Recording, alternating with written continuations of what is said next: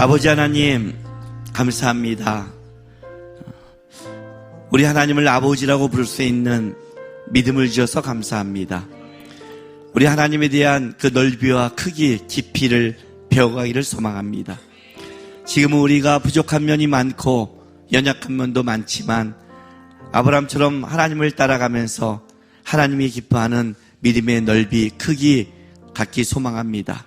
오늘도 말씀을 가르쳐 주시고 깨닫게 하시고 그 말씀을 따라갈 용기를 주셔서 우리의 믿음이 주님과 함께하는 삶이 될 수 있도록 오늘도 이 시간 가운데 역사하여 주옵소서.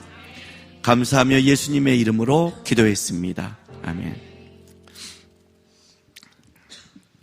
세 번째 강의 주제는 믿음을 잇답니다. 믿음을 잊어버리면 안 되고 그 잇다가 아니라 믿음을 이어가는 겁니다.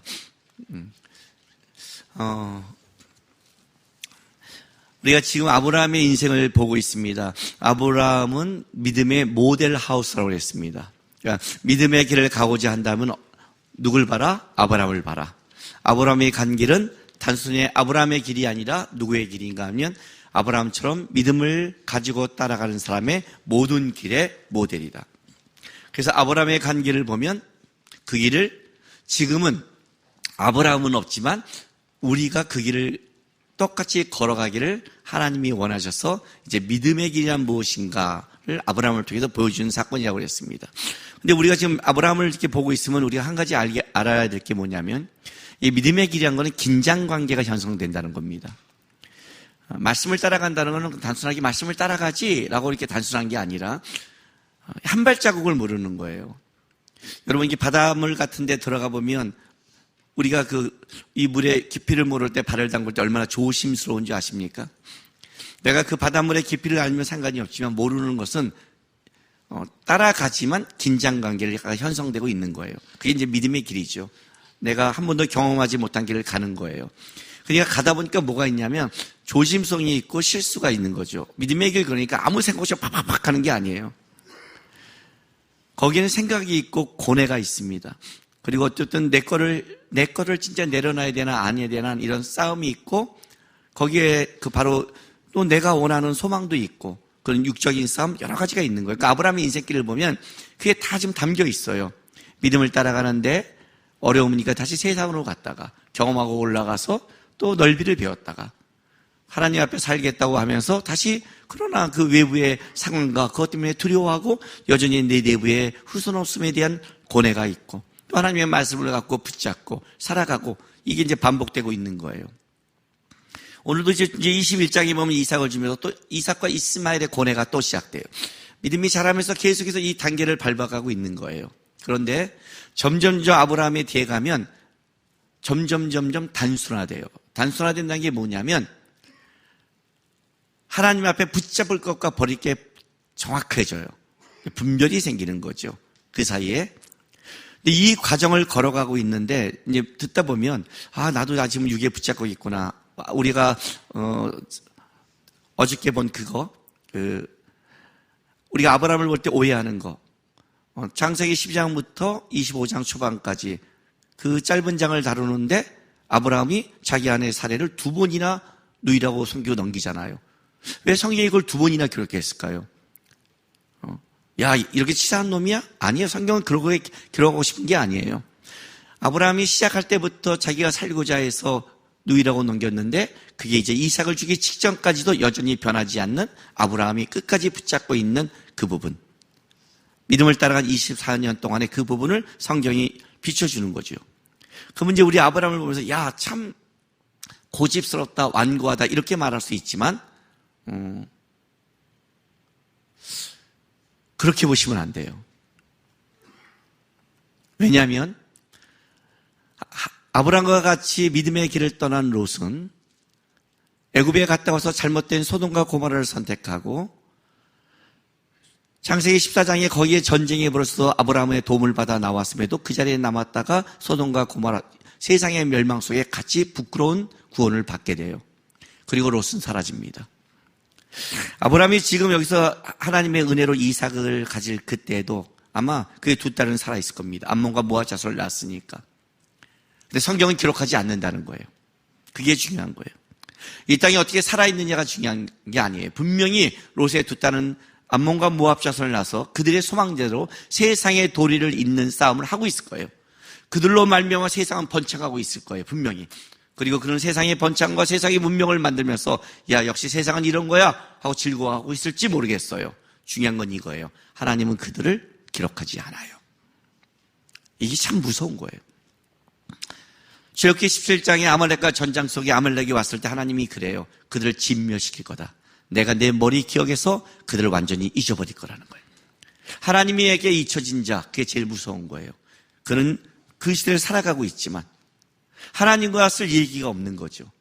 하나님과 그 사람과 아무 관계가 없는 인생을 살아가니 하나님이 드러낼 게 없는 거예요. 롯은 거기서 사라져가는 거예요.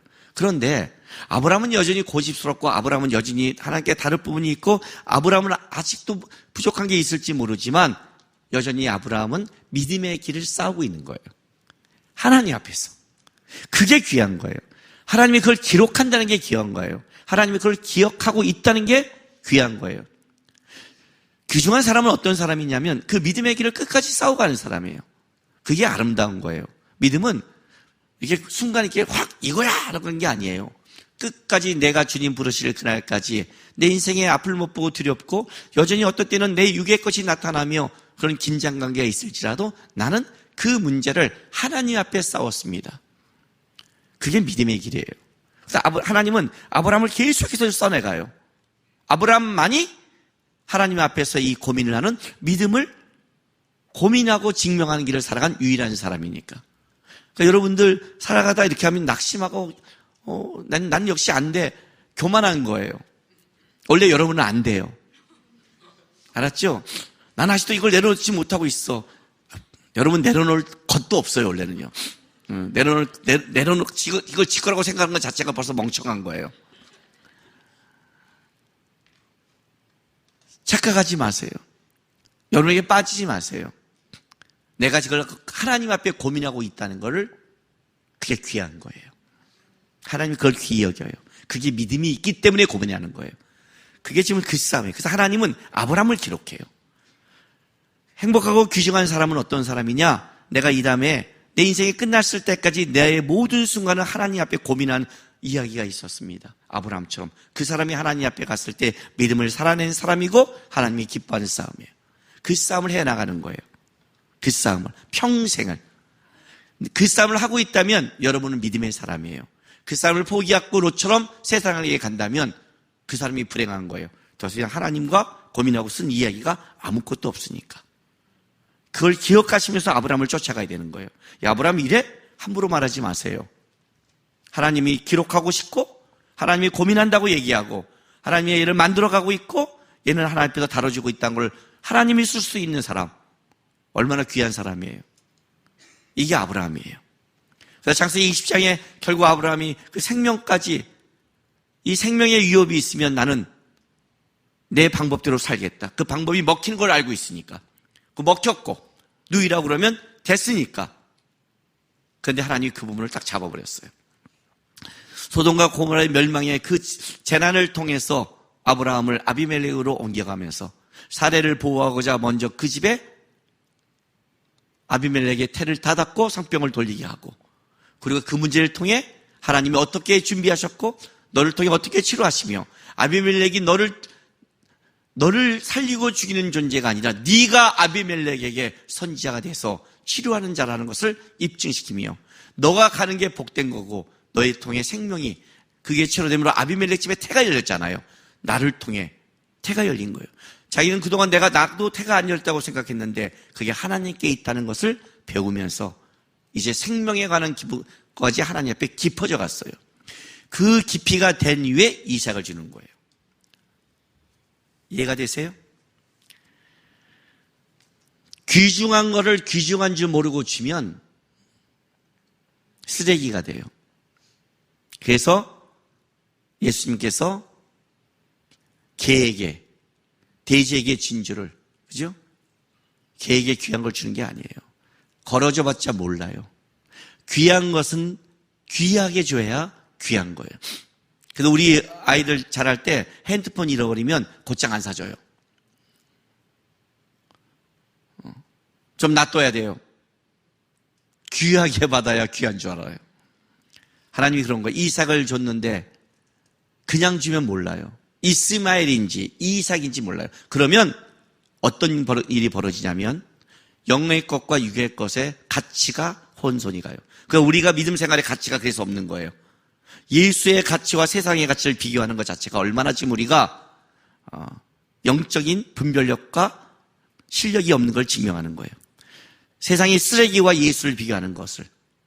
그게 현실이 되는 거예요. 그래서 하나님 먼저 아브라함의 믿음을 딱 다루고 그리고 누굴 줘요? 이삭을 주니까 그 이삭의 가치를 알게 되니까 지금부터 어떤 일이 벌어지냐면 영의 자손을 위해 육의 자손의 모든 문제 속에 아브라함이 육적인 걸 정리할 수 있는 실력이 생기는 거예요. 그래서 20장에 먼저 생명이 하나님께 있음을 증명하고 드디어 21장에 가서 그렇게 예언했던 이삭을 주는 거예요. 그래서 오늘 보세요. 영의 자손인 이삭을 어떻게 주시냐면 자 21장 1절 이렇게 시작을 해요. 시작 자체가 여호와께서 말씀하신 대로 사라를 돌보셨고 여호와께서 말씀하신 대로 사라에게 행하셨으므로 사라가 임신하고 하나님이 말씀하신 시기가 돼요. 자 계속 지금 강조가 뭐죠? 여호와께서 말씀하신 대로 여호와께서 말씀하신 대로 2절에 하나님이 말씀한 시기가 돼요. 아예 강조를 딱 하죠. 하나님이 말씀하시고 하나님이 한 그 시기가 얼마나 정확한 건지를 저는 태가 다쳤습니다. 너의 상황, 너의 조건 다 필요 없어. 하나님이 말씀하시면 그게 곧 열매고 그게 곧 결과고 그게 곧 행함이야. 그걸 딱 증명하고 하는 거예요. 그리고 나서 이렇게 말해요. 3절 아브라함이 그에게 태어난 아들 곧 사라가 자기에게서 낳은 아들의 이름을 이삭이라 하였고 그 아들 이삭이 난 지 8일 만에 그가 하나님이 명하신 대로 할례를 행하였더라. 아브라함이 그의 아들 이삭이 그에게 태어날 때 100세라. 사라가 이르되 하나님은 나를 웃게 하시니 듣는 자가 다 나와 함께 웃으리로다. 웃음 차하크 히브리어로 이삭 이츠하크 비슷하죠? 하나님이 웃게 하시는 거예요. 하나님이 웃게 그게 진짜 웃음이에요. 이삭을 딱 얻는 거예요. 근데 이 고백을 하는 거예요. 하나님이 나를 웃게 하심으로. 이거는 이렇게 생각하면 안 돼요.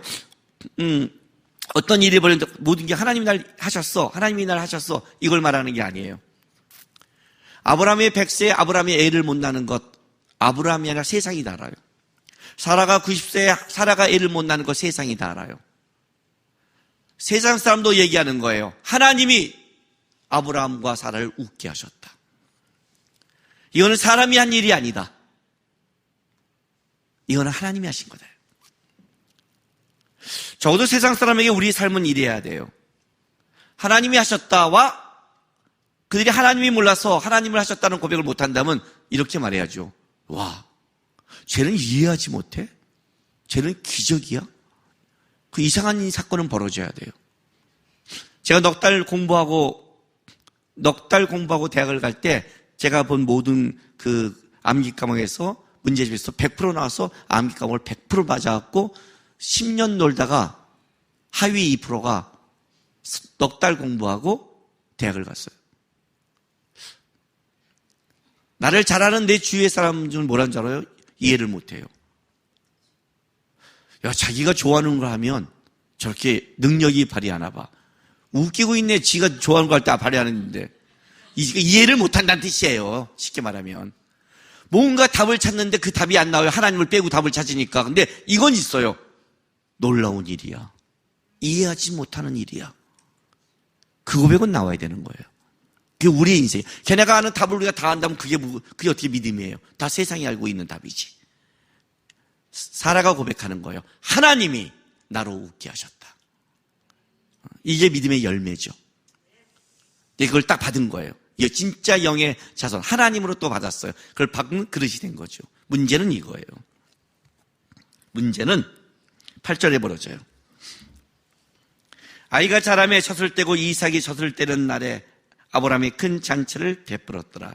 유대인은 보통 3세에서 4세에 젖을 때요. 젖을 떼고 나서 이제는 잔치를 베푸는데, 사라가 본즉 아브라함의 아들 애굽 여인 하갈의 아들이 이삭을 놀리는지라. 그가 아브라함에게 이르되 이 여종과 그 아들을 내쫓으라. 이 종의 아들은 내 아들 이삭과 함께 기업을 얻지 못하느라 하므로 아브라함이 그의 아들을 말미암아 그 이름에 이르 근신되었더니, 하나님이 아브라함에게 이르시되 내 아이 내 여종으로 말미암아 근심하지 말고 사라가 내게 이른 말을 다 들으라. 이삭에서 나는 자라 내 씨라 부를 것이니라 하고 말씀하세요. 그냥 액면가로 보면 항상 사라는 무서워요. 그죠? 하갈이 임시해서 덤볐다 학대해서 쫓아내더니 그냥 아들이 또 그냥 놀렸다고 그냥 또 이 아들을 쫓아내라 그랬더니 고민했더니 또 쫓아내는 거예요. 근데 왜 하나님은 사라 편을 들까요? 만약 사라가 그 인간적인 시기였다면 하나님이 이렇게 하셨을까요? 하나님이 사라 편을 든다는 건 뭐냐면 우리가 보는 표현과 다르게 사라가 말하는 그 중심에 분명히 하나님이 보는 게 있는 거죠. 갈라디아서 4장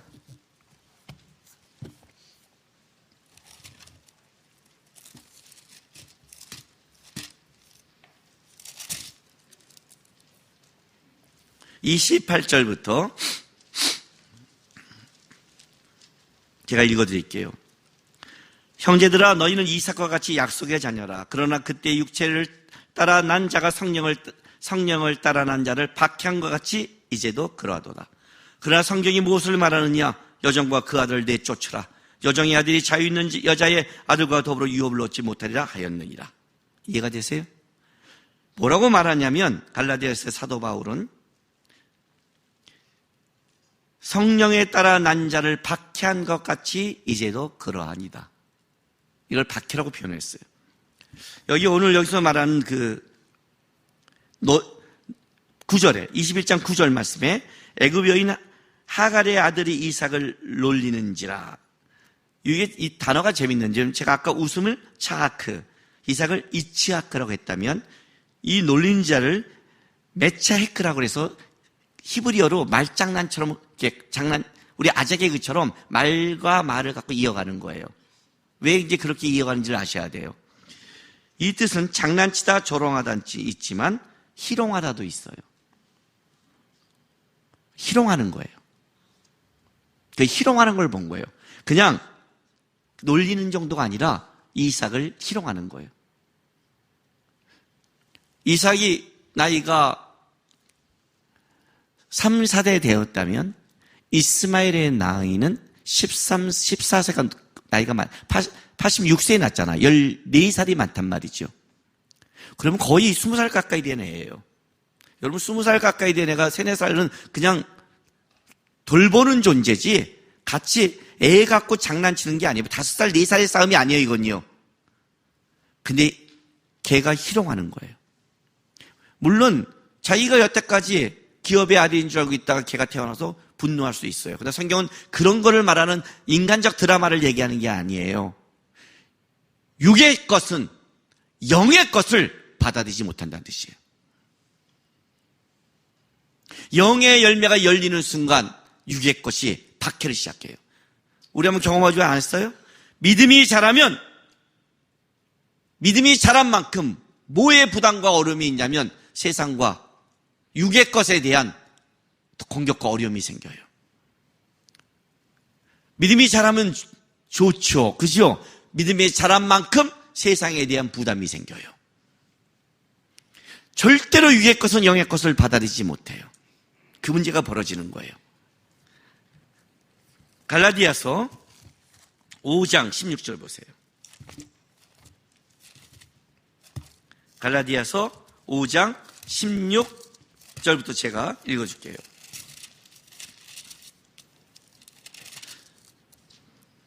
내가 이르노니 너희는 성령을 따라 행하라. 그리하면 육체의 욕심을 이루지 아니하리라. 육체의 소용은 성령을 거스리고 성령은 육체를 거스리나니 이 둘이 서로 대적함으로 너희가 원하는 것을 하지 못하게 하려 함이라. 이해가 되세요? 육체의 것과 성령의 것은 상충되는 거예요. 물과 기름이에요. 서로가 안 돼요. 서로가 원하는 걸 하지 못하게 만들어요. 그래서 우리가 하나님 앞에 믿음에 자랄 때 내가 포기하지 못한 육체의 것은 뭘 만들어내냐면 그것 자체가 우리의 믿음의 길을 공격하게 만들어내는 거예요. 방법은 하나밖에 없어요. 내가 성령의 길을 따라 행하려면 육체의 것을 잘라내는 것밖에 없는 거예요. 그게 지금 사라가 말하는 거예요. 이삭이 점점 영의 자손이 자람으로 벌어지는 사건은 육의 자손이 박해가 시작되고 공격과 희롱이 시작되지 절대 함께 가지 못함을 사라가 아는 거예요. 사라가 분명하게 말하는 거예요. 아브라함에게 뭐라고요? 그 여종의 아들이에요. 그 여종과 그 아들, 이 종의 아들, 정확한 표현을 쓰죠. 유업을 잊지 못하는 육의 아들이 영적인 아들과 존재할 수 없다. 이삭과 함께 기업을 얻지 못함으로 사라 굉장히 똑똑한 거예요. 기업의 문제예요. 하나님의 기업을 세상 것이 어떻게 얻냐. 여러분 아브라함 고백 기억나요? 소돔과 고모라에서 11절을 멜기세덱에게 드리고 나서 소돔 왕이 사람을 우리에게 주고 재물은 너희가 가져가라 그랬더니 뭐라고 그래요? 나는 여기서 신발끈 하나도 안 간다고 그러죠. 왜? 내가 얻는 기업은 세상으로부터 얻는다는 소리를 난 듣지 않을 거다. 너희가 준 걸로 나는 하나님의 기업을 세우지 않는다. 나의 기업은 오직 하나님으로부터 세울 것이다. 이게 아브라함의 고백이었잖아요. 사라가 정확히 고백하는 거예요.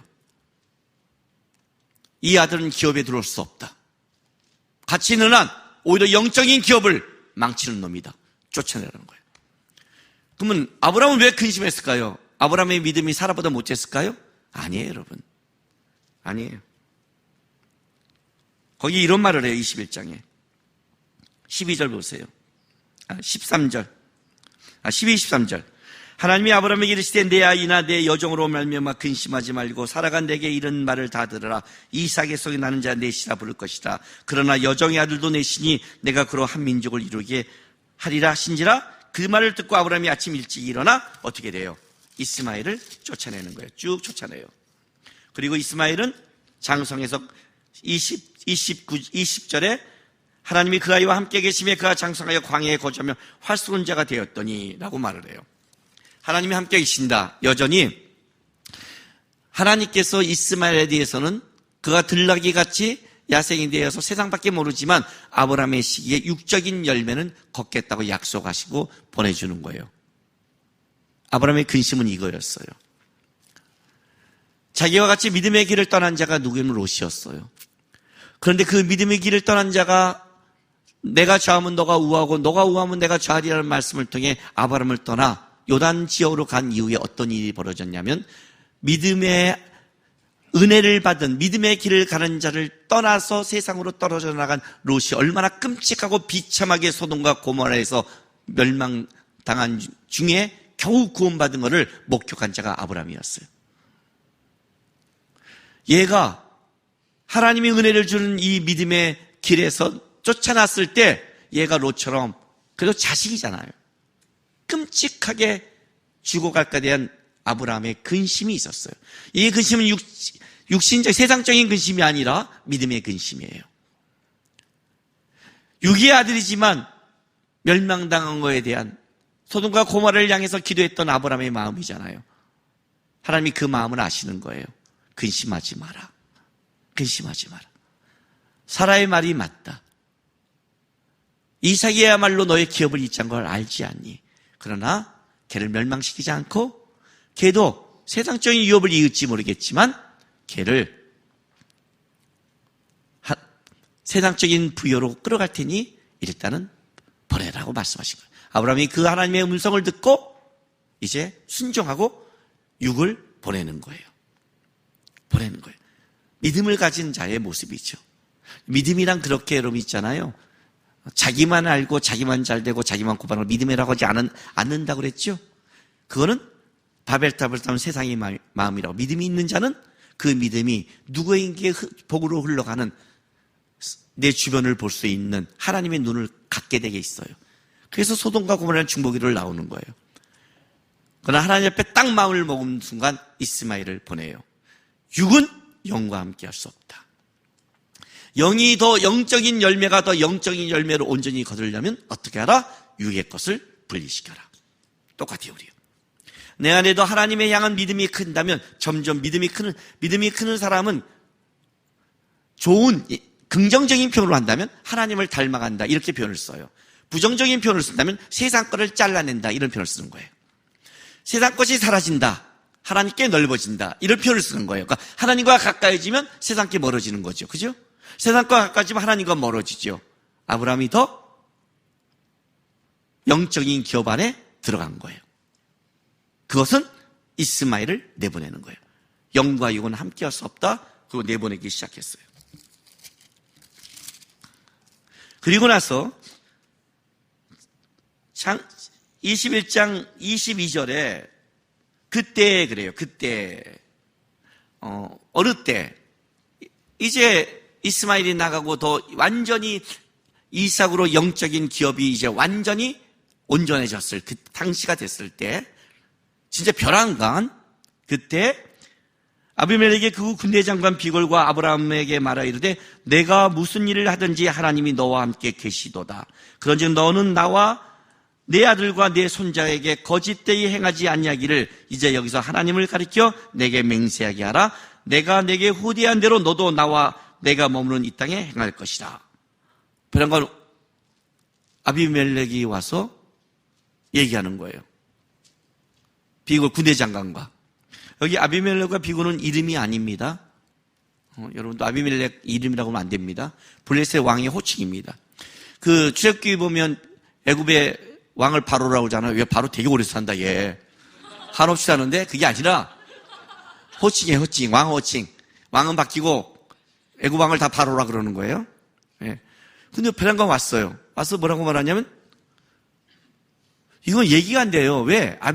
아비멜렉에 갔을 때 아브라함이 자기가 생명을 보존하고자 자기가 자기 사례 아내를 누이라고 말할 만큼 거기가 더 군사력으로 막강한 거예요.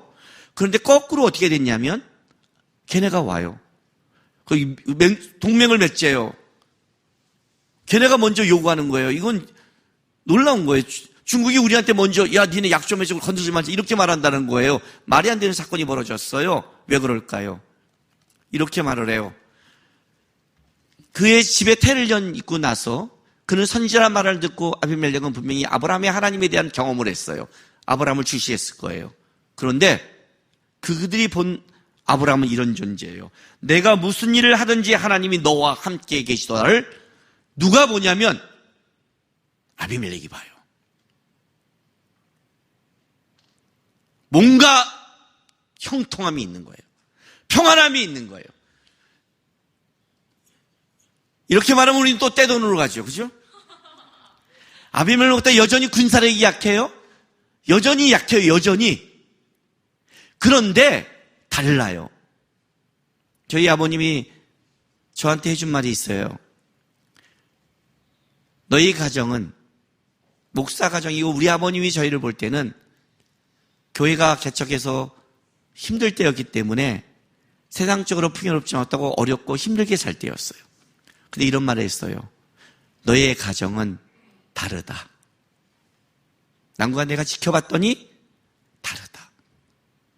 평안하다. 우리 아버님이 저에게 해준 고백이에요. 근데 내가 감사했어요. 믿음의 길을 걸어가는 우리의 가정의 모습이 그래도 그렇게 잘 살아왔나 보다. 우리 아버님 눈에. 그러니까 세상에 나도 돈이 없고 힘들고 온다고 너무 죽상처럼 살지 마세요. 하나님 앞에 한번 믿음의 길을 걸어가 보세요. 다름이 증명돼요. 육의 것을 쫓아내고 영의 것에 이삭으로 더 온전하게 되자마자 나타난 현상. 그가 영의 열매를 맺는 순간 그건 단순하게 그래 내 안에 하나님께 믿음으로 가까워졌다고 끝난 게 아니라 진짜 세상 사람 보는 눈에 아비멜렉 눈에 아브라함이 진짜 하나님이 함께 하시며 하나님이 형통케 하는 그 아브라함의 그걸 보게 된 거예요. 그러니 이러는 거예요. 저 하나님이 만약에 아브라함의 실력이 아니라 아브라함을 돕는 하나님이 그 하나님이 우리를 도와서 기도해서 치욕해 했는데 그 하나님이 우리를 적대시하면 어떨까? 아예 저와 좋은 관계를 맺자 와서 맹세를 하는 거예요. 그래서 이때 맹세를 하게 돼요. 이게 바로 아브라함이 이스마엘을 보내고 나서 영의 더 온전한 세계로 들어갔을 때 얻은 세상으로 보는 온전한 믿음의 모습이 드러나는 사건이 되는 거예요. 그런데 오히려 여기서 아브라함이 책망을 해요. 25절로 보면 거꾸로 이 아비멜렉의 종들이 아브라함의 운을 빼앗은 일로 가려 아브라함이 이 아비멜렉을 책망하는 거 오히려 거꾸로. 이게 권위예요. 하나님이 역사하는 게. 그리고 나서 이제 변명하고 블레셋 땅에 여러 날 거하는 거예요. 이 사건을 뒤에 기록해 주는 거예요. 아브라함이 세상 속에 어떤 위치와 아름다운 믿음의 높이까지 그가 존귀함을 받는지를 쓴 거예요. 그리고 나서 이제 믿음이란 이런 것이다가 얘기하는 게 창세기 22장 사건이에요. 우리가 그 유명한 모리아산에서 이삭을 바치는 것. 도대체 믿음이란 무엇인가? 라고 시작하는 거예요. 믿음이란 무엇인가? 여기 창세기 22장에 그 일 후에 하나님이 아브라함을 시험하시려고 이제 그 앞에 있는 모든 사건이 끝나고 나서 이스마엘을 쫓아내고 온전해지고 세상 속에서 아브라함이 하는 모든 이제 하나님이 함께 하신 일을 증명하고 나서 이제 하나님이 믿음이라는 것을 우리에게 알려주는 거예요. 여기서 이 시험하다라는 것은 뭐냐면 이런 뜻이에요. 증명하다라는 뜻이에요. 시험에는 이런 두 가지가 있죠. 시험에는 진짜 얘가 그런 실력이 있어? 알아볼까? 하는 알아보는 시험이 있죠. 알아보는 시험. 얘가 진짜 하나님을 믿어? 얘가 지금 이렇게 어려우면 할 수 있어? 내가 이거 건드려도 순종할 수 있을까? 이거는 뭐예요? 한번 알아봐야겠는데? 이런 시험이 하나 있어요. 근데 이런 시험도 있는 거예요. 얘가 진짜 공부 잘해요? 내가 보기엔 별론데? 그래? 보여줄게. 너 얘 아직 모르는구나? 보여줄게. 증명시켜줄게. 이런 시험이 있는 거예요. 이 시험은 증명하는 시험이에요. 아브라함이 이삭을 바치면 믿음이 있고 없고가 아니라 봐. 아브라함의 믿음을. 여기까지 왔어 이제. 하나님이 증명하는 거예요. 이게 이 시험이에요. 아브라함이 믿음이 여기까지 온 거야. 를 이제 보여주는 게 이 사건이에요. 그래서 하나님이 뭐라고 부르냐면 그거를 2절에 여호와께서 이르시되 내 아들 내 사랑하는 독자 이삭을 데리고 모리아 땅으로 가서 내가 내게 일러준 한 산 거기서 그를 번제로 드리라. 이제 이게 시험이에요. 강조했죠? 내 아들. 누구예요? 이삭밖에 없어요. 이스마엘 쫓아냈으니까. 내 사랑하는 독자. 누구예요? 이삭밖에 없어요. 그리고 이삭이란 말도 써요. 최상급이죠. 최상급이에요. 내 독자 데리고 내 아들 데리고 너 사랑하는 애 데리고 다 똑같은 표현이에요. 이걸 다 썼다는 것은 최상급이에요. 얼마나 아브라함에게 귀중한 아들인지. 이 아들을 데리고 모리아 땅으로 가서 내가 내게 일러준 한 산 거기서 그를 번제로 드려요. 번제. 성경에 여러 가지 제사가 있지만 번제는 헌신, 희생제를 얘기해요. 그래서 그 이 번제는 하나님께 드리는 헌신에서 다 태워 올려버려요. 제사장이 취하는 게 없어요. 이건 죽이는 거예요. 이거 증명해 줄게 딱 이래요. 무서운 사건이죠. 그렇죠? 어떻게 여러분 하나님이 이삭을 바치라고 그래요? 나 이거 난 못해요. 난 못해요. 그래요. 하나님도 그래서 여러분한테 안 해요. 해봤자 답이 뻔하니까. 염려하지 마세요. 걱정도 하셔서. 여러분이 뭐 아브라함도 아니고 대단하지도 않고 뭐 웃겨요. 지가 아브라함처럼 벌써 덜덜 떨고 있어요. 하지도 않아요. 하나님이 뭐. 해봤자 하나님도 창피해요. 믿음이나 잘하세요. 그냥. 여러분이 붙잡을수록 하나님이 시험해서가 아니라 여러분 스스로 불행해져요. 한 부자 청년이 어떻게 하면 영생을 얻을 수 있습니까? 예수님이 가르쳐줘도 울며 돌아가요. 하나님이 뺏어서 불쌍한 게 아니라 그걸 붙잡고 있는 게 불쌍한 거예요. 뭐가 불쌍한 줄을 알고 사세요. 아직도 하나님의 그 넓이와 크기를 모르고 믿음을 모르고 붙잡고 있는, 덜덜 떨고 있는 그거밖에 안 되는 아이가 여기서 보세요. 사탕 줘라 그러면 사탕 갖고 울며 덜덜덜 떨고 있는 거예요. 그거 좀 엄마 아빠가 더 사줄게. 안 믿고 덜덜덜 떨고 있어요. 답답하지 않으세요? 그게 불쌍한 거예요. 그게 불쌍한 거라고요. 실제는. 그러니까 괜히 22장 보면 나 22장 못 읽겠어. 읽으세요. 시험 안 하니까. 잘 읽고 잘 배우세요. 언제 이런 때가 있으면 이렇게 반응해야겠다. 공부는 하세요. 하나님도 생각이 있는 분이라는 걸 꼭 기억하시고요. 아브라함의 반응을 볼게요. 아브라함이 아침에 일찍 일어나요, 그냥요. 아브라함이 하나님께 순종할 때 하는 태도예요. 머뭇거림이 없어요. 그리고 이제 그 길을 가는 거예요. 재미있는 표현은 이 표현이에요. 22장에 4절. 제3일에 아브라함이 눈을 들어 그것을 멀리 바라본지라 그래요. 3일길을 가는 동안 눈을 들어라는 표현을 쓰지 않아요. 근데 성경은 아브라함이 눈을 들어 첫 번째 표현은 하나님이 지시한 산을 봤을 때 눈을 들어라는 표현을 써요. 두 번째 언제 쓰냐면 13절. 이삭을 딱 바치려다가 하나님이 아브라함아 붙잡은 다음에 아브라함이 눈을 들어 살펴본 즉 한 순양이 있는데 여기 두 번 써요. 눈을 들어 본다고 보는 게 아니에요. 여러분이 보는 거에 보는 게 아니라고요. 예? 바리새인들은 눈을 떴으나 영적 소경이었다고 주님은 말했고, 바울이 사울이었을 때 예수 믿는 자를 핍박하고 다메섹 도상을 가다가 예수님을 만나서 그가 눈을 머물 때 그는 눈을 앞을 보지 못했지만 영적인 눈을 떴어요. 영혼이 열렸다고요. 우리의 눈에는 육적인 눈이 있지만 영적인 눈이 있는 거예요. 아브라함의 눈은 어디냐? 갈 때 그 아브라함은 눈을 들지 않았다는 거예요. 땅만 보고 머리 깔고 갔다는 뜻 아니잖아요.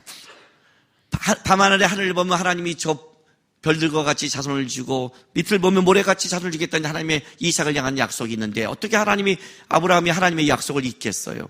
중요한 건 그게 아니에요. 그가 본 인간적인 눈에 쓰지 않아요. 하나님이 약속한 곳에 눈이 있고 하나님이 말씀하시고 그 다음에 예비한 곳에 눈이 있는 거예요. 그게 믿음의 눈인 거예요. 하나님이 말씀하신 것, 하나님이 이야기하는 것, 거기에 눈이 머물어요. 그 눈을 보며 딱 잡고 거기를 향해 그냥 그 믿음의 걸음을 걸어가고 있는 거예요. 종들을 믿어 또 올라가는데 6절, 7절 보는데 아브라함이 이에 그의 번제의 나무를 가져다가 그의 아들 이삭을 지우고 자기는 불과 칼을 손에 들고 두 사람이 동행하더니 이삭이 그 아버지 아브라함에게 말하여 이르되 내 아버지여 하니 그가 이르되 내 아들아 내가 여기 있노라. 이삭이 이르되 불과 나무는 있거니와 번제할 어린 양은 어디 있나이까. 아브라함이 이르되 내 아들아 번제할 어린 양은 하나님이 자기를 위하여 친히 준비하시라 하고 두 사람과 함께 나가고 하나님이 그에게 일러주신 곳에 이른지라 이 아브라함이 그곳에 제단을 쌓고 나무를 벌려놓고 이제 바치는 거예요. 재밌는 사건은 이삭이 물어봐요. 왜냐하면 이 말은 어떤 말이냐면 아브라함이 그동안 수많은 번제를 이삭과 같이 드렸다는 거예요. 이삭은 제사를 알고 있어요. 근데 이번 제사가 특이해요. 보통 아브라함이 이 제사를 준비할 때 분명히 드릴 양도 있는데 이번에는 양이 없는 거예요. 그래서 묻는 거예요. 어디 있습니까? 친히 준비하신다. 잘못 뻥쪽으로 얘기하면 이건 뻥이죠. 너야 그래야 되잖아요. 묻기 직전에 죽이기 직전에 얘가 반항하면 안 되니까 지금 잔머리 굴린 걸까요? 아니요. 그는 양이 있는지 없는지를 모르지만 한 가지를 알아요. 하나님께 드릴 거는 하나님이 준비하는 거야. 여러분 잘 들으세요. 하나님께 예배한 거는 내 것 중에 가장 귀한 거 드리는 거 아니에요. 여러분 중에 가장 귀한 거는 쓰레기예요.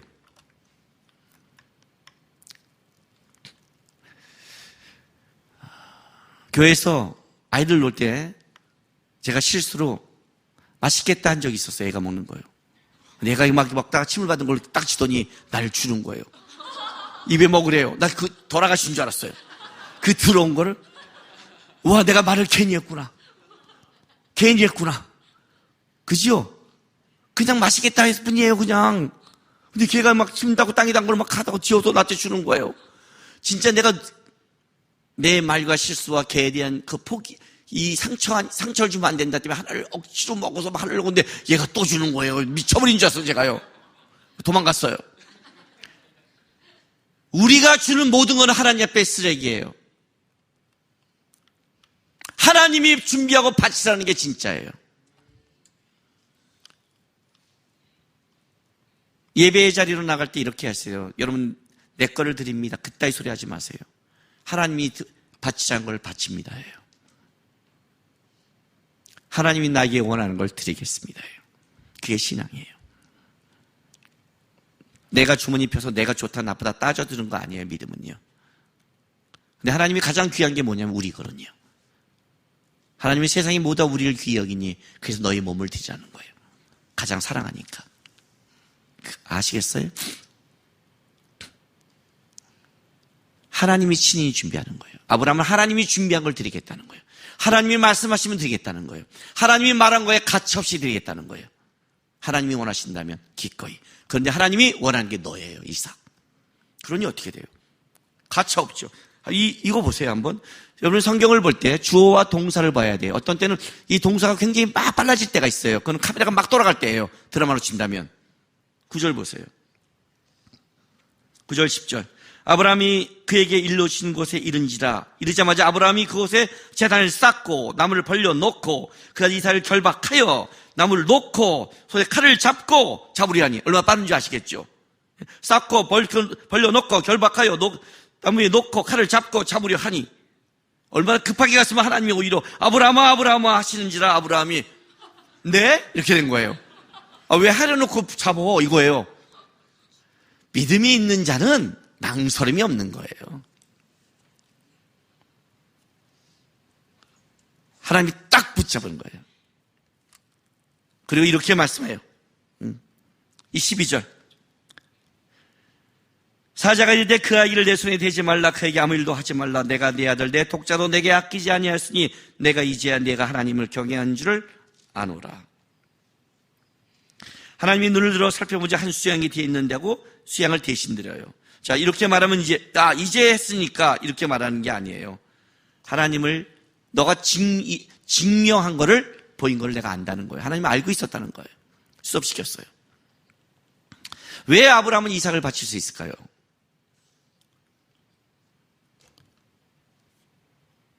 히브리서 11장 믿음장으로 갈게요.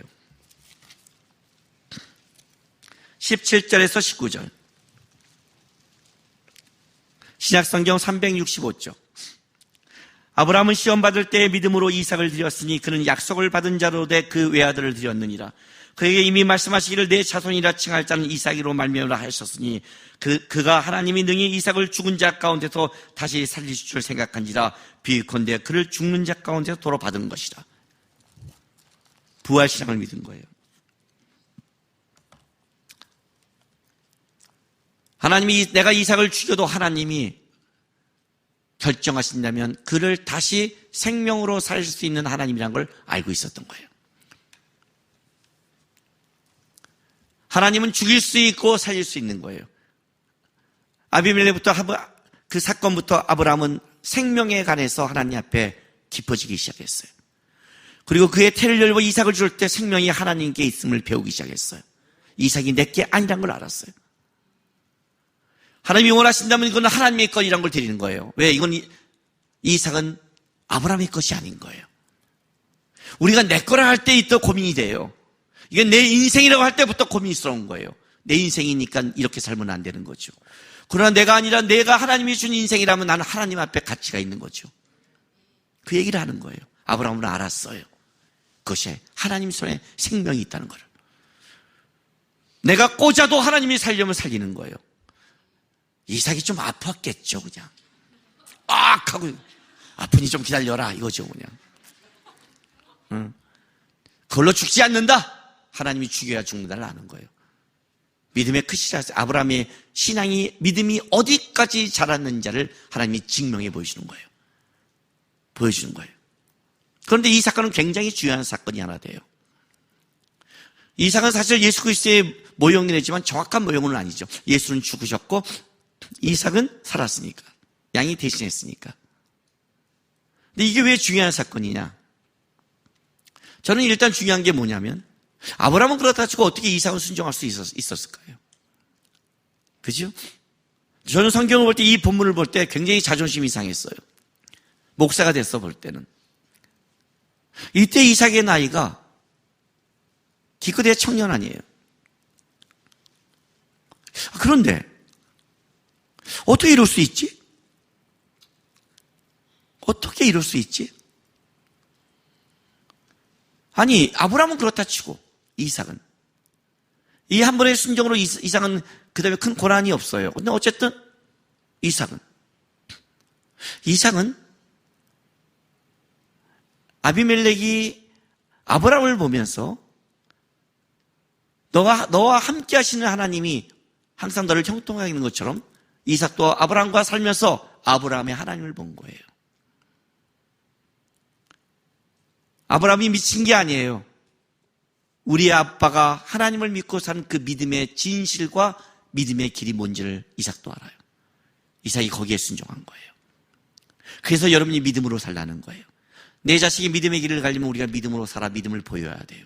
지금은 안 따라올 수 있어요. 지금은 모를 수 있어요. 그러나 보여진 것은 언젠간 하나님이 생각내고 역사할 수 있는 거예요. 누군가가 믿음을 따라오려고 그러면 믿음의 길을 앞서간 자가 보여만이 따라갈 수 있는 거예요. 그게 앞서간 자의 책임이에요. 그게 아브라함이 한 일에 가장 중요한 거예요. 믿음의 길을 살아갔다는 것 정도로 끝난 게 아니라 그 믿음의 길을 이삭에게 인정받았다는 걸 중요하세요. 믿음을 잇는 싸움을 하는 거예요. 잇는 싸움을. 그런데 하나님은 이삭을 왜 바치려 했을까요? 왜 이삭을 바치는 걸로 증명했을까요? 예, 물론 생명이 하나님께 있다는 걸 알고 그걸 증명했지만 이삭은 하나의 독특한 위치를 차지하고 있어요. 자, 믿음의 첫 번째 사람이 누굽니까? 아브라함입니다. 그러니까 아브라함을 보면 믿음의 길에 가는 첫 번째 길이 보입니다.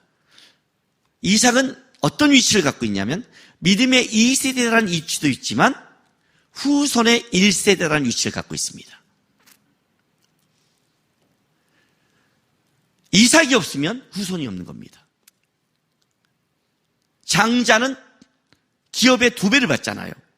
장자는 힘의 근원이잖아요. 출애굽할 때 장자를 애굽의 장자를 다 죽이잖아요. 왜? 장자가 태어나야 그 다음에 자손이 있는 거예요. 장자가 없는 집은 아예 자손이 없는 거 끊긴 거예요. 장자는 하나님의 태임을 열고 힘을 주고 그 자손을 이었다는 첫 번째 열매이기 때문에 배가 되는 거예요. 이삭은 모든 후손의 첫 번째예요. 그런데 하나님이 이렇게 말하는 거예요. 이삭을 바치라. 그건 무슨 문화예요? 이삭을 바친 게 아니에요. 모든 후손이 다 바친 거예요. 이삭이 죽으면 아브라함의 후손은 없어요. 영적인 후손은 절단된 거예요. 아브라함이 바친 건 이삭을 바친 게 아니에요. 영적인 모든 후손은 제 손에 있는 게 아닙니다. 하나님이 이삭을 제 아들로 준 거는 하나님이 주신 것처럼 영적인 자손은 하나님으로부터 시작합니다. 하나님께 바쳐버렸어요.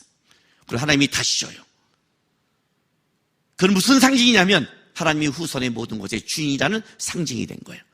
이제 이삭 이후에 야곱으로 이어지고 이어질 거예요.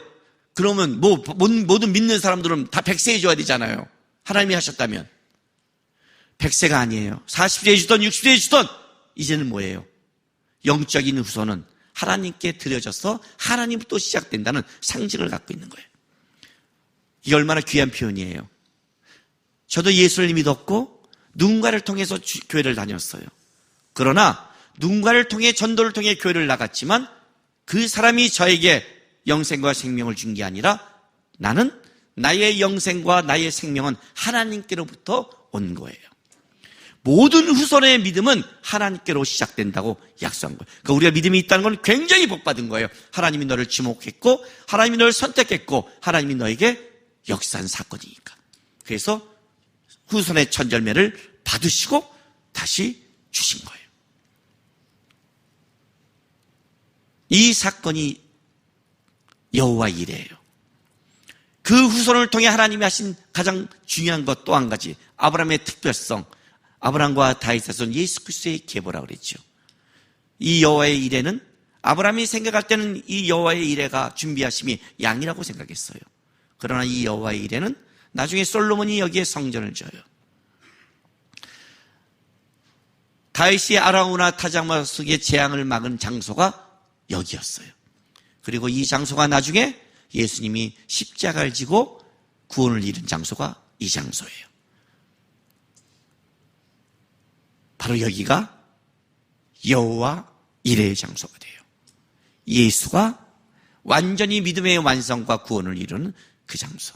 아브라함이 그 후손을 들였는 그 후손이 하나님께로 시작된, 하늘의 뭇별들을 봐라, 내가 한 자손을 통해 그 일을 이루라는 그 시작점, 그 한 자손을 여기서 구원을 통해 이룬다는 역사의 장소, 여호와의 이레. 믿음의 열매는 어떻게 맺을지 모르는 거예요. 아브라함이 그 시대에 희미하게 본 거는 이삭을 드렸다 낳고 양을 대신해 드린 것뿐이었는데, 하나님은 그것을 뭘로 만드셨냐면 예수 그리스도의 구원과 모든 영적인 후손들의 열매를 걷기 시작한 거예요. 첫 열매. 그게 창세기 20장의 믿음의 증명의 사건이에요. 그리고 나서 이제 22장에 다시 한번 그 약속의 후손에게 복을 주겠다는 약속을 하고 믿음이 증명됨으로 끝나요.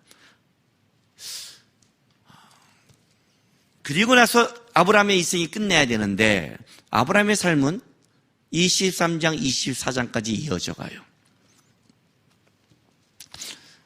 제가 이제부터 성경을 보는 게 안타까움은 이거예요. 믿음은 하나님이 끌어간 데까지 가야 그게 믿음의 끝인 거예요. 하나님은 지금 아브라함의 믿음을 증명하고 23장, 24장을 진행하고 있는데, 제가 본 개인적인 결과로 본다면 우리 현재 우리 한국의 기독교의 모습은 창세기 22장까지는 모두가 기가 막히게 교회를 세웠고 증명했는데 23장, 24장이 너무 약해졌어요. 22장으로 끝난 기분을 받아요. 왜냐하면 23장, 24장은 이제 믿음을 증명하는 게 아니라 그 믿음을 있는 데 주력을 해요. 믿음은 있는데. 여러분, 아브라함의 고민을 기억하세요? 창세기 15장에 아브라함이 하나님께 이렇게 말해요. 하나님, 제 후손은 누굽니까? 다메섹 사람 엘리에셀입니까? 아니다. 내 몸에서 날 자라. 하나님이 약속을 해요. 그때 아브라함이 거기서 그걸 믿고 하나님의 의로 여기며 믿음의 의신칭의 근거가 되는, 믿음의 근거가 되는 그 고백을 그때 해요. 아브라함의 고민은 항상 여기 있었어요. 누가 하나님이 나에게 준 길을 나로 끝나는 게 아니라, 다른 말로 할게요. 나의 복된 길이 나로 끝나는 게 아니라 이 복된 길이 어떻게 이어져야 됩니까가 고민이었어요. 이 복되고 믿음의 길이 어떻게 저한테만 끝날 수 없습니다. 하나님이 시작한 이 믿음의 복된 길이 누구한테 이어서 이 세상이 살아가는 그 날 동안 이 복의 길을 이어갈 자가 누굽니까가 아브라함의 고민이었어요. 근데 우리는 이 고민을 별로 안 하는 것 같아요. 나만 이 땅에 복된 길을 가고 끝내려고 생각을 해요. 그게 23장, 24장이에요. 23장은 사라의 죽음으로 이것이 증명돼요.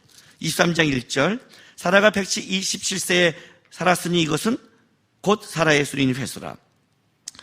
성경에 여성이 죽을 때 나이를 기록한 유일한 사람입니다. 그런 만큼 사라의 믿음의 첫 발자취는 중요했습니다. 하나님이 사라의 연설을 딱 기록해 줍니다. 아브라함이 이제 사라의 죽음을 갖고 4절 보세요. 나는 당신들 중에 나그네요 거류한 자니 당신들 중에서 내게 매장할 소유주를 주어 내가 나의 죽은 자를 내 앞에서 내어다가 장사게 하시오 하고 해쪽 속과 이 얘기가 시작되는 거예요. 6절, 내 주여 들으소서. 당신이 우리 가운데 있는 하나님이 세우신 지도자시니 우리 묘시 중에 좋은 것을 택하여 당신의 죽은 자를 장사하소서. 자, 여기서 우리가 봐야 될 두 가지는, 첫 번째는 이거예요. 아브라함의 고백을 보세요. 나는 너희 중에 나그네다라는 표현을 써요. 그냥 우리는 나그네다라고 쉽게 말할 수 있겠죠. 근데 여러분, 이때 아브라함의 나이가 몇 살인 줄 아세요? 아브라함과 사라의 나이는 10년 차이가 나요. 100세에 90대니까. 127세에 죽었다는 것은 어떤 의미를 갖고 있냐면 아브라함의 나이 137세라는 걸 갖고 있어요. 아브라함이 몇 세에 떠나죠? 75세에 믿음의 길을 떠나요. 그리고 자기가 그 믿음의 가나안 땅을 살아가요. 몇 살이죠? 아브라함의 나이? 62년을 살아갔어요. 내가 가나안 땅에 62년을 살았으면 자기 고향이 좀 되지 않았을까요? 아브라함은 이렇게 고백해요. 나그네다. 이 표현 잘 가지세요. 아브라함은 이 땅에 어떤 것도 자기가 뿌리를 내릴 곳이라고 보지 않았어요. 믿음의 사람의 뿌리는 땅에 내리지 않아요. 하늘에 내려요. 우리는 나그네 길을 가는 거예요. 나그네 길은. 땅에 붙잡은 게 많을수록 나그네 길은 힘들어져요. 땅의 것을 놓을수록 편해져요. 저는 요즘 점점 내 거를 좀 정리하기 시작했어요. 왜냐하면 그래야 하늘나라 갈 때 애들이 정리하기가 좋을 것 같아서. 땅의 것을. 나이가 먹고 믿음이 간다는 것은 땅의 것을 정리를 잘한다는 뜻이에요. 땅의 것이 정리가 안 됐다는 것은 아직도 땅의 것에 미련을 갖고 있는 거예요. 언제 죽을지 우리는 몰라요. 그러나 적어도 나이가 70이 넘어간다면 죽을 날이 가까운 거잖아요. 이건 내가 돌맞이짓을 말하는지 모르겠지만 강건해야 77, 80이니까 그때는 정리해 하셔야 돼요. 그래야 자식들이, 그리고 천국의 유산을 흔적을 남기셔야 돼요. 정리하다가 우리 부모가 천국을 보고 살았구나. 우리 부모의 땅의 것이 왜 이렇게 많은 것이야 이게. 곤란해요. 나그네 길을 갔어요. 그 나길을 가는데 베랑가 해쪽 속 사람이 뭐라고 말하냐면, 당신은 우리 중에 지도자라. 당신의 간 길은 존경받을 길을 왔다. 아무 땅이나 말해라. 해줄게. 근데 아브라함이 여기서 어떠냐면 굳이 비싼 돈을 지르고 땅을 사요. 굳이. 11절 보세요.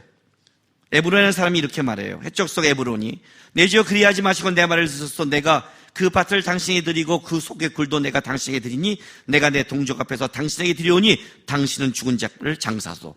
공짜로 주겠다는 거예요. 그런데 아브라함이 거절을 해요. 16절, 아브라함이 에브론의 말을 따라 에브론 해쪽 속에 듣는 데서 말한 대로 상인에게 통하는 은 400세겔을 따라 에브론에게 줘요. 굉장히 많이 준 거예요.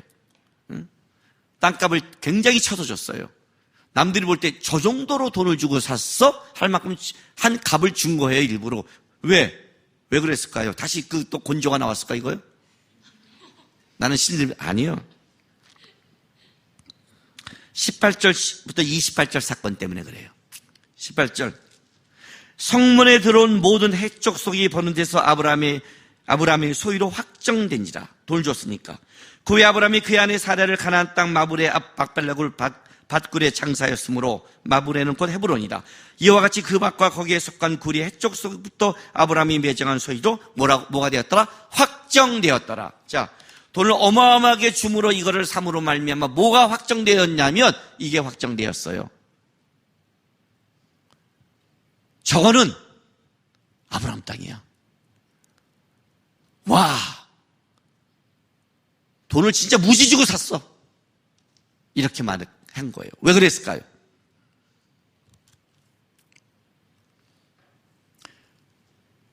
아브라함이 그 마불에 그 밭을 사서 그 막벨라굴에 사라를 장세하고, 그리고 자기가 들어가요. 거기에 이삭과 리브가가 들어가요. 거기에 야곱과 레아가 들어가요. 그러므로 뭘 만들어냈냐면 후손들이 가야 될 목적지를 만들어요. 그리고 가나안 땅의 모든 사람들이 이렇게 말하는 거예요. 여기는 아브라함 땅이다. 비싼 값을 주고 산 아브라함 땅이라고 누구도 그 아브라함의 땅을 변명하지 못하도록 확정적이에요. 만약 내가 빌려 썼다면 그건 아브라함 땅이라 이거죠. 우리 땅을 주었어요. 우리 땅을 빌려준 거예요. 우리 땅을 그냥 장사지로 베푼 거예요. 후손들에게 약속의 땅에, 그 땅에 목적지를 찍어준 거예요. 나는 지금 약속만 받아서 내가 지금 머물 것은 무덤 못 받고 그 안에 이 정도밖에 못했지만 그는 알아야 된다. 여기가 하나님이 주신 땅의 시작이다. 이후부터는 모든 이스라엘 자손들은 그 땅을 향해 바라보기 시작했어요. 그 땅을 향해서. 애굽에 있을 때도 가나안 땅에서 바라봤어요. 애굽에 있을 때도 야곱이 죽을 때 나를 막벨라 굴에 묻어달라고 그래요. 왜? 너희가 나올 땅이라는 걸 알려준 거예요. 아브라함이 그 시작점을 찍어버리는 거예요. 믿음의 첫 번째, 후손들이 가야 될 목적지를 찍어주는 거예요. 땅이 아니라 하늘을 향해서. 후손들이 보기에 믿음의 사람이 땅만 본 사람이 아니라 이 사람은 하늘을 보고 살았다는 것을, 하늘을 쫓았다는 것을, 하나님의 나라와 의를 소망했다는 것을 보여줘야 되는 거예요. 그러면 땅에 있는 묶은 것을 중요한 게 아니라 땅에 있는 것을 통해 뭘 준비하냐면 하늘의 것을 준비시켜놔야죠. 그렇게 물질을 쓰는 거예요. 땅의 것을 땅으로 쓰는 게 아니라 이 물질을 하늘의 것을 준비하는 걸 쓰는 거예요. 그럼 아이들도 알아요. 이렇게 쓰는 거구나. 이렇게 하늘을 준비하는 거구나. 후손들의 가야 될 목적지를 심어준 거예요, 아브라함이. 이게 첫 번째 작업이에요. 두 번째는 뭐냐면 창세기 24장 말씀이에요. 이 24장은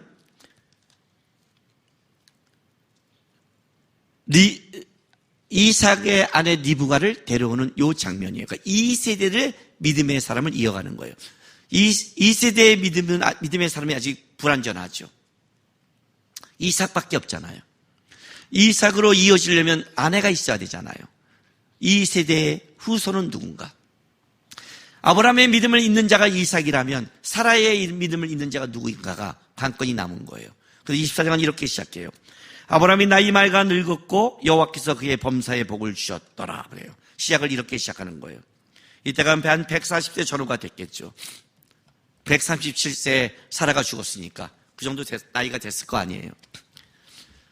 나이가 많이 늙었는데 범사에 복을 줬어요. 우리가 생각하는 가장 행복한 사람 중에 하나죠. 세상적으로도. 그죠? 나이를 오래 살고 건강하게 오래 살고 건강하게 오래 살잖아요. 앞으로 더 35년 더 살 텐데 얼마나 오래 살아요. 그리고 부자잖아요. 범사의 복을 받았잖아요.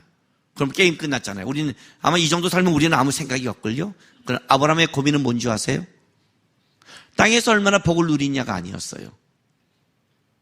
누구한테 이어줄 거냐예요. 그래서 아브라함이 자기가 가장 신뢰했던 종, 만약에 자손이 없으면 이 자손입니까는 다메섹 사람 엘리에셀을 데려다가 부탁을 해요. 어떻게 하냐면 허벅 2절에 아브라함이 자기 집 모든 소유를 맡은 늙은 종에게 이르되 청하건대 내 허벅지 밑에 손을 넣어라 하고 맹세실 거예요. 이 허벅지 밑에 손을 넣고 하는 이 맹세는 고대 근동에서 가장 강력하고 엄숙한 걸 할 때 하는 맹세예요.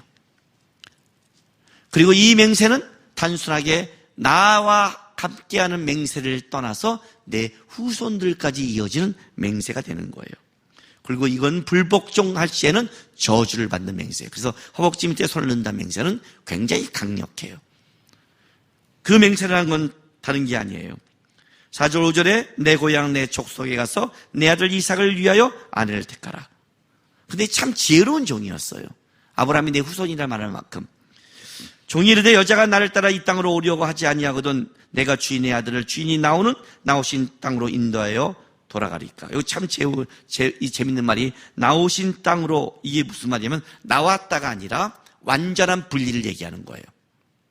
아브라함이 당신이 완전히 분리되고 나왔던 그 땅으로 데려가도 되겠습니까? 라고 묻는 거예요. 그거는 이걸 왜 물었냐면 엘리에셀의 노래 아브라함은 다시 옛날로 돌아간 자가 아니거든요. 완전히 나왔어요. 세상으로부터. 그런데 만약에 그 마인드를 갖고 있어도 괜찮습니까? 이삭을 데려가도 됩니까? 그때 아브라함이 뭐라고 말하냐면 조건이 딱 하나밖에 없어요. 아브라함이 그에게 이르되 내 아들을 그 뒤로 데려가고 돌아가지 아니하도록 하라.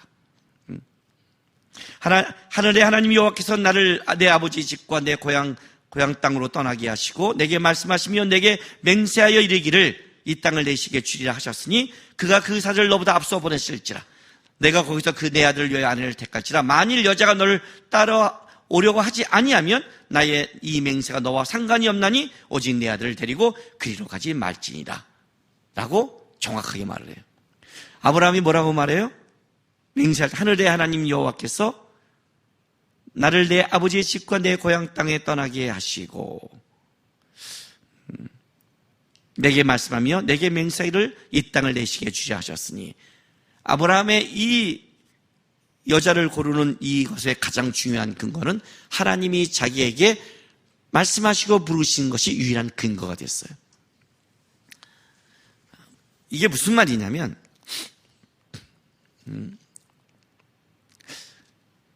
우리 결혼은 하지 않는 청년, 또 우리 자매들은 세상 게 너무 많아요. 아직도 그놈의 외모 못 버리겠죠? 키도 못 버리겠고 머리카락만 하겠죠?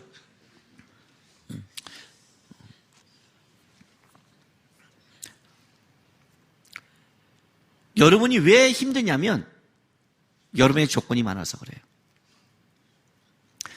저는 제 며느리를 구할 때 딱 두 가지를 기도했어요. 하나님, 전 이거면 됩니다. 예수님을 사랑했으면 좋겠습니다. 그 집안이 안 믿어도 됩니다. 그 집안이 이방 종교도 됩니다. 걔가 예수를 사랑하면 좋겠습니다. 내가 그랬으니까. 우리 집이 안 믿었을 때 내가 그랬으니까. 내가 그렇게 결혼을 했는데 내가 그걸 따진다면 난 진짜 나쁜 놈이죠. 그가 예수를 사랑하면 좋겠습니다. 왜냐하면 내가 그 길을 갔으니까. 두 번째, 가족과 나눌 수 있는 아이면 좋겠습니다. 이거는 무슨 말이냐면 우리 가족이 똘똘 뭉쳐서 하나 된다, 이걸 말한 게 아니에요. 내가 받아온 이 믿음의 마음을 나눌 수 있는, 믿음의 길을 함께 갈 수 있는 아이, 그게 성품이었어요. 믿음을 나눌 수 있는 아이면 전 좋습니다. 하나님, 그 외에는 아무것도 필요 없습니다. 그랬어요. 하나는 더 있을지 모르겠어요. 우리 아이들이 서로 좋아하는 거. 그건 알아서 하겠죠, 근데. 나는 중요한 거 아니니까, 그건 뭐 상관없고.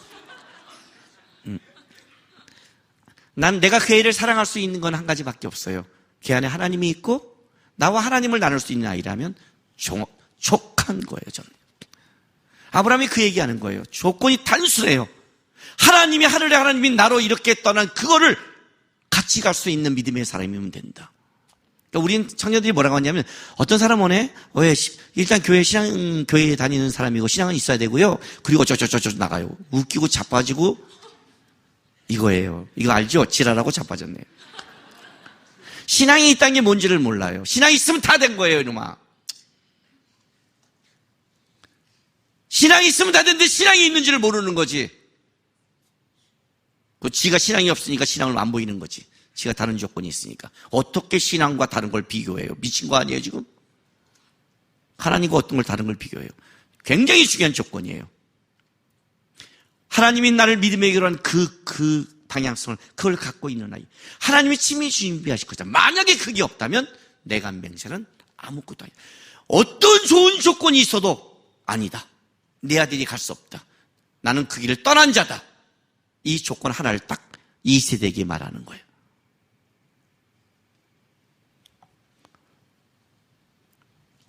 창세기 22장의 아브라함의 믿음을 증명한 장은요, 22장은 몇 절까지 있냐면, 일단 아브라함이 믿음이 증명한 건 22장 1절부터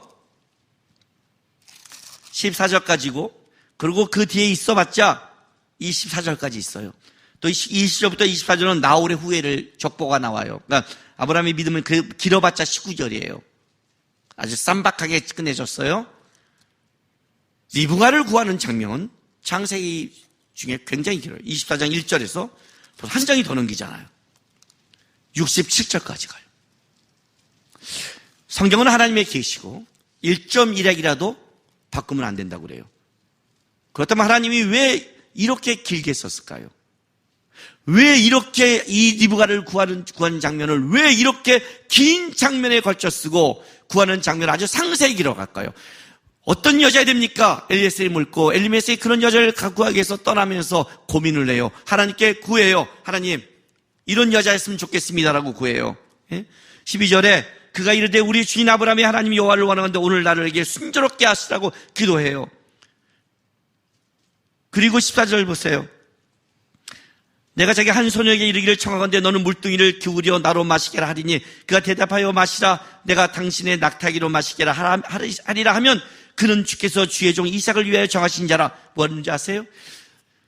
하나님, 내가 어떤 여자인지 모르겠습니다. 내가 그에게 가서 종들에게 물을 달라고 그럴 때 사람에게 물을 줄 뿐 아니라 그 여인이 낙타에게도 물을 준다고 한다면 그가 하나님이 준 여인을 믿겠습니다. 무슨 말이냐면 그의 시야와 눈이 사람뿐만 아니라 함께 온 낙타에게도 불쌍과 긍휼한 목마름을 알고 있는 사람이라면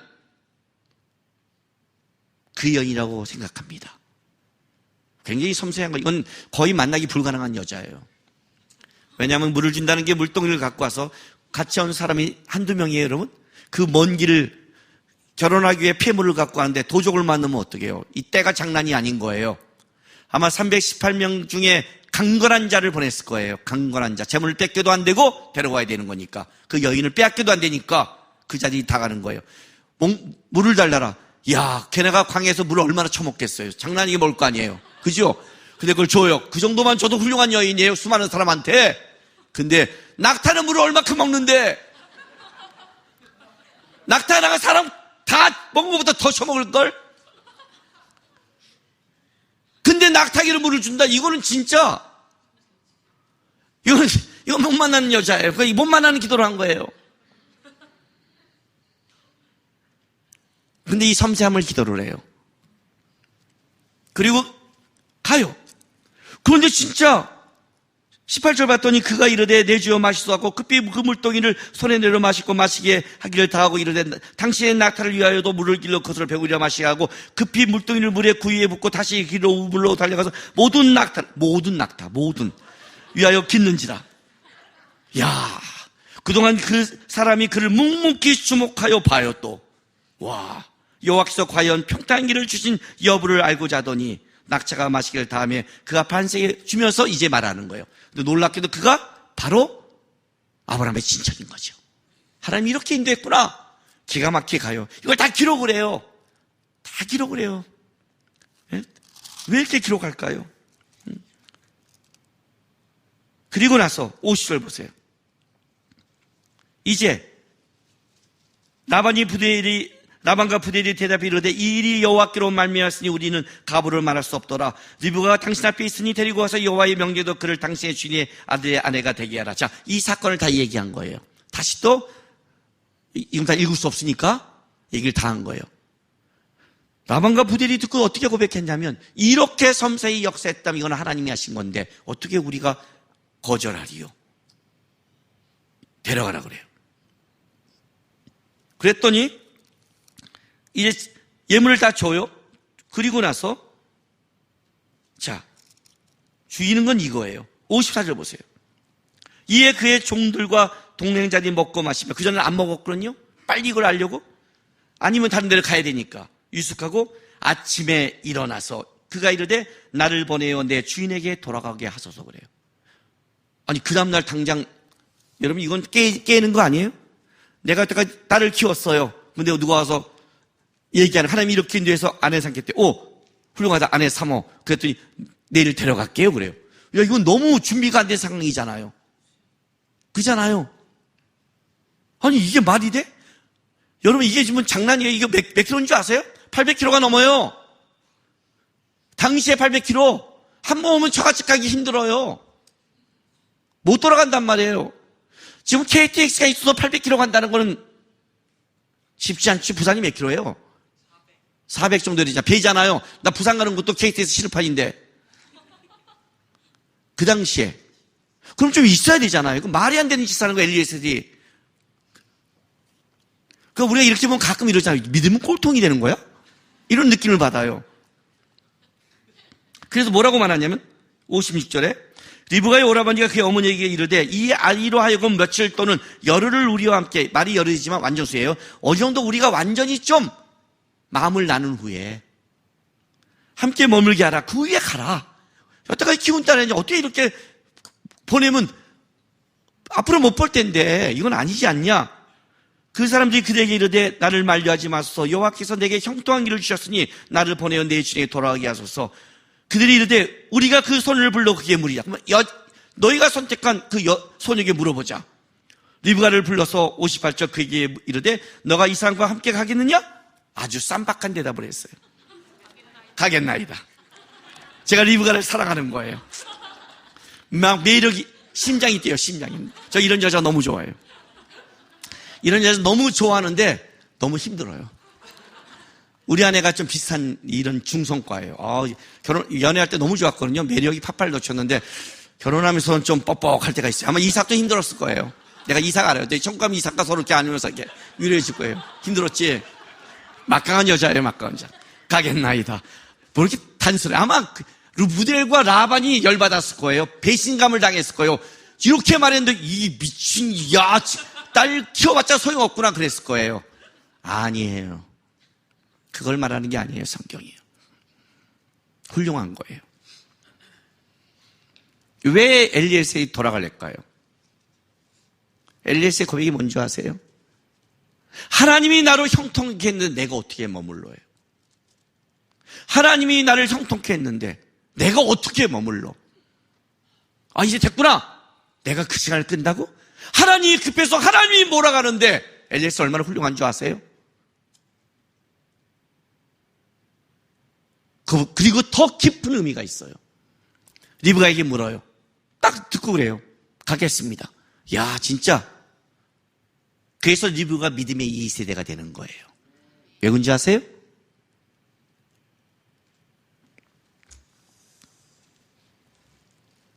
믿음의 길을 가고 있을 때 여러분이 이런 경험 한번 해본 적 있어요? 너무 세상적인 얘기하고 세상적인 곳에 내가 있을 때 빨리 나가고 싶은 그런 경험 한 적 있으시나요? 세상 친구 다 만나서 세상적인 얘기, 아파트 얘기 무슨 얘기 다 하고 세상적인 얘기하고 나는 할 얘기가 없어서 빨리 그 자리를 뛰고 싶은 그런 기분 아시나요? 엘리에셀은 아브라함이 완전히 떠난 그 땅에 조금도 머물고 싶은 마음이 없어요. 하나님이 부르신 땅으로 가고 싶은 소망이 있는 거예요. 근데 놀랍게도 리브가가 그 고백을 하는 거예요. 아브라함에게 넌 너 본토 친척 아비집을 떠나 내가 내게 지시할 땅으로 가라 할 때 아브라함이 순종하고 갔는데 사라가 순종했는데 그 사라의 순종과 담대함이 리브가에게 있는 거예요. 가겠습니다. 하나님이 예비한 고백. 가차없이 세상을 떠날 수 있는 마음, 가차없이 하나님의 부르신 땅을 향해 갈 수 있는 마음, 하나님이 준비한 여인, 이 세대의 여인, 믿음의 길은 아직 가지 않았지만 하나님의 부르심 앞에 믿음의 고백을 할 수 있니 사라와 같이 똑같이 시작하는 그 여인이 바로 이 세대의 주인공이 되는 거예요. 그래서 오늘 본문이 뭐라고 말하냐면 66절 67절에 보면 종이 그 행한 일로 다 이삭의 아렘에 이삭이 리브가를 인도하여 그 어머니 사라의 장막에 들이고 그를 맞이하여 아내를 삼아 사랑하였으니 이삭이 그의 어머니를 장난 위에 위로를 얻었더라. 이렇게 나와요. 이거 마마보이 같지요? 잘못하면요. 아니에요. 사라의 장막을 잃었다는 사라의 믿음을 이었다는 뜻이에요. 위로를 받았다는 건 이거예요. 여러분 어떤 사람에게 위로를 받습니까? 저는요, 나와 믿음이 통한 자에게 위로를 받습니다. 나와 같이 믿음의 길을 가는 자에게 위로를 받습니다. 나와 같이 믿음의 색깔이 다른 자에게 저는 위로받은 적이 없습니다. 이삭이 위로받았다는 것은 1세대의 믿음을 이어받은 2세대의 남자의 시작인 이삭이 위로를 받았다는 것은 어떤 거냐면 바로 사라에게 받던 어머니와 믿음이 통했던 그 믿음의 색깔을 똑같이 가운 이 여인을 통해 믿음을 나눌 수 있는 위로를 받았다는 거예요. 2세대의 시작입니다. 1세대의 믿음이 그대로 이어져 왔습니다. 이게 아브라함의 위대함입니다. 2세대를 세운 자, 믿음을 길을 떠날 뿐 아니라 믿음을 증명할 뿐 아니라 믿음을 이어갈 수 있는 자, 자기 시대의 믿음에 끊어진 게 아니라 그 믿음의 복된 자를 세우고 갈 수 있는 자, 아브라함이에요. 오늘 한국교회는 청년들이 사라집니다. 믿음을 잇는 싸움에 실패했습니다. 믿음을 증명하고 위대하고 큰 교회를 세웠고 잘 섬겼지만 믿음을 잇는 싸움에 굉장히 많이 실패했습니다. 근데 성경은 어디에도 길게 쓰냐면 믿음을 증명하는 장보다 믿음을 잇는 장면에 더 많이 썼다는 거예요. 이게 얼마나 중요한지 아시겠죠? 왜 이걸 기록했는지, 왜 이걸 사사히 기록했는지. 결국 네가 믿음을 잇지 않으면 네 믿음은 끝이라는 거예요. 믿음이 아무리 증명돼도 네 시대에 끝난 거예요. 그건 믿음이 아니라는 거예요, 여러분. 그걸 이어줘야 믿음이 증명되죠. 그 신앙의 나머지는 다 어떤 싸움이냐? 잇는 싸움이에요. 믿음은 나를 위해 살아가는 게 아니에요. 내 뒤를 따라오는 자를 위해 살아가는 거예요. 내 뒤를 따라오는 자 때문에 뭐라는 줄 아세요? 양보하고 덕스럽고 조심하는 거예요.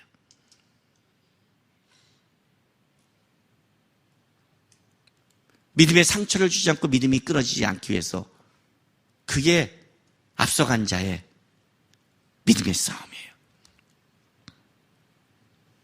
그러니까 우리 청년들은 지금은 거기까지 생각도 하지 마세요.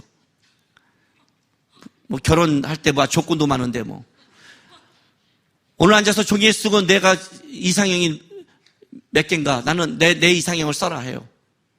쓰세요. 3개 이상 되면 1개부터 회개하기 시작하세요. 알았죠?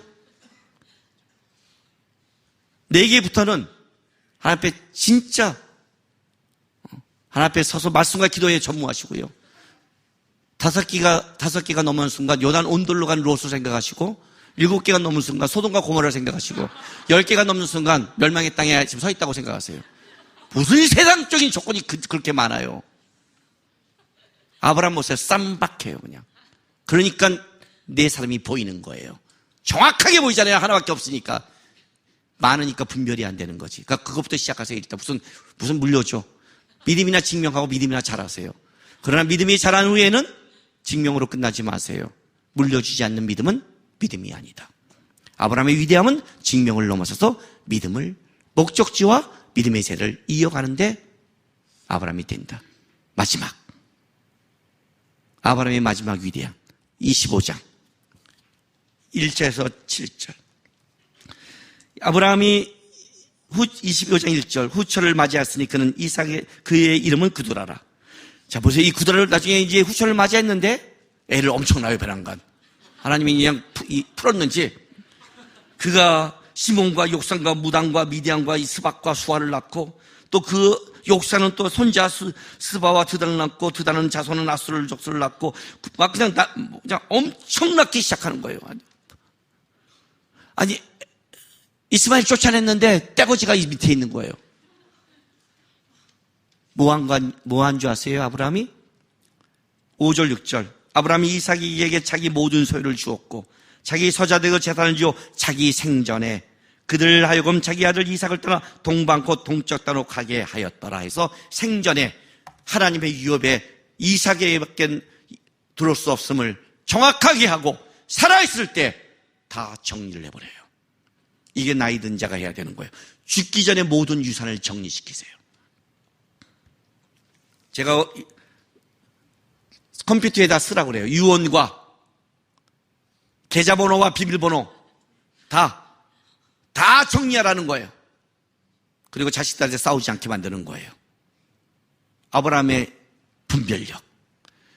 이 아이들이 마흔으로 해서 나중에 육적으로 이삭을 도전할까봐 정확히 하나님의 기업을 세우고 자기 생전에 떠나버림으로 하나님의 기업을 완벽하게 돈독하게 해놓고 나서 그의 향년 175세에 멋지게 하나님을 향한 고개를 들고 사랑하는 하나님 품에 멋지게 갔어요.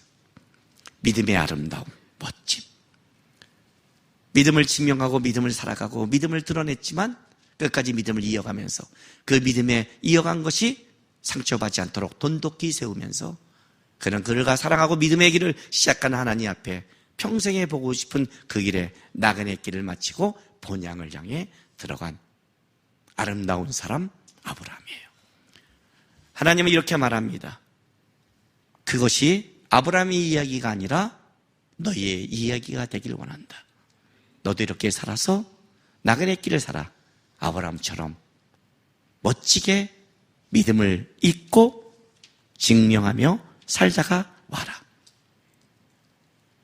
아브라함 보시면서 우리가 어떤 위치에 있지 모르지만 끝까지 믿음의 싸움을 살아가시고 증명하시고 이어주고 죽는 그날까지 내 눈이 하나님 품에 있고 하나님을 바라보면서 본향을 향해 갈까지 하나님의 이야기가 있는 믿음의 길을 살아내는 오늘 이 시대의 아브라함이 되기를 주님의 이름으로 바랍니다. 기도하겠습니다. 우리 이 시간 다 같이 다짐히 기도합시다. 하나님, 믿음의 길을 끝까지 살아내게 도와주십시오.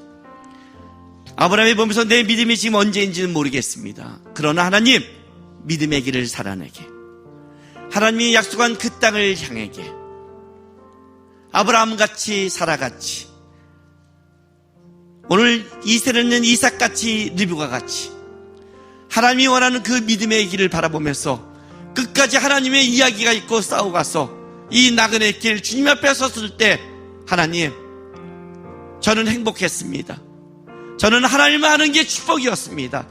나는 믿음의 삶을 살아낸 것이 어떤 더 힘들고 세상에 대해서 뺏김도 있었지만 하나님의 그 영적인 유업을 통해 참으로 행복했습니다. 이 고백을 할 수 있는 믿음의 사람이 되기를 원합니다라고 우리 다 같이 결단기도 하고 나가겠습니다. 다 같이 한번 주여 한번 외치겠습니다. 주여! 할렐루야. 아버지 하나님 감사합니다. 오늘 우리를 믿음의 사람으로 불러주셔서 감사합니다.